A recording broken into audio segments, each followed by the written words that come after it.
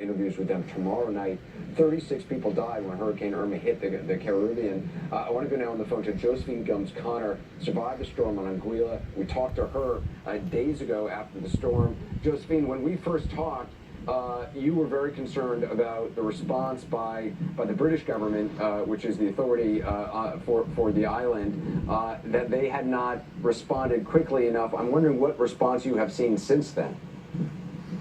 Hi, Anderson. First of all, thank you for keeping us in your mind's eye and for sharing with us, sharing with the world, really, the plight of Anguilla. And indeed, it is a plight.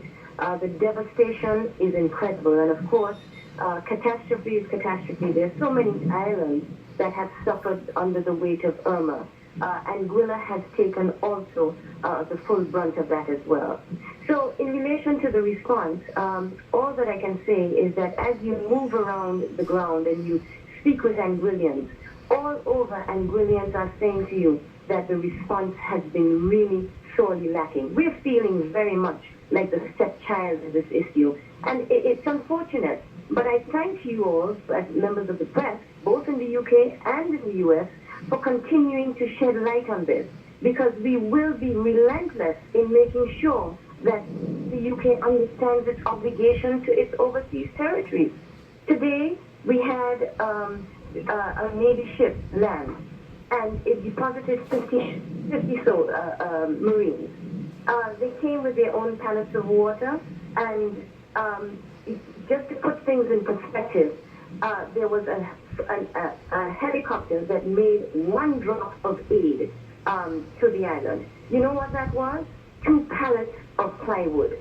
That constituted the construction materials brought to Anguilla, where devastation just rebounds from village to village. This is unacceptable.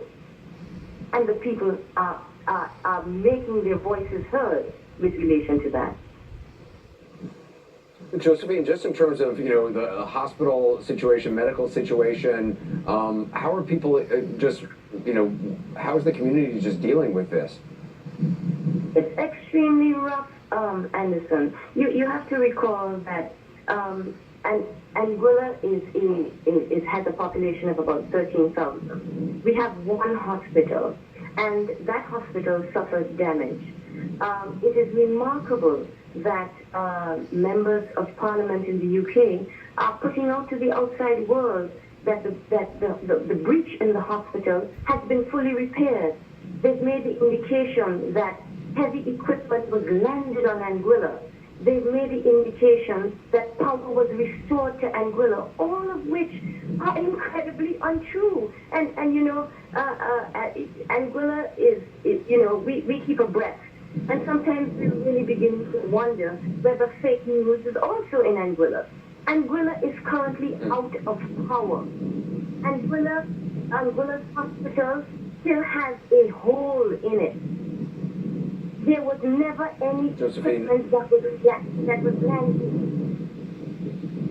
Yeah, and obviously there's just regular medical needs that people have, dialysis, medication, prescriptions, things like that, which are obviously in the wake of something like this are just as important as more immediate medical needs. Josephine, we'll continue to check in with you. And again, thinking about St. John, St. Thomas, trying to get in contact with American citizens who are in those islands who are also frustrated with what they're seeing.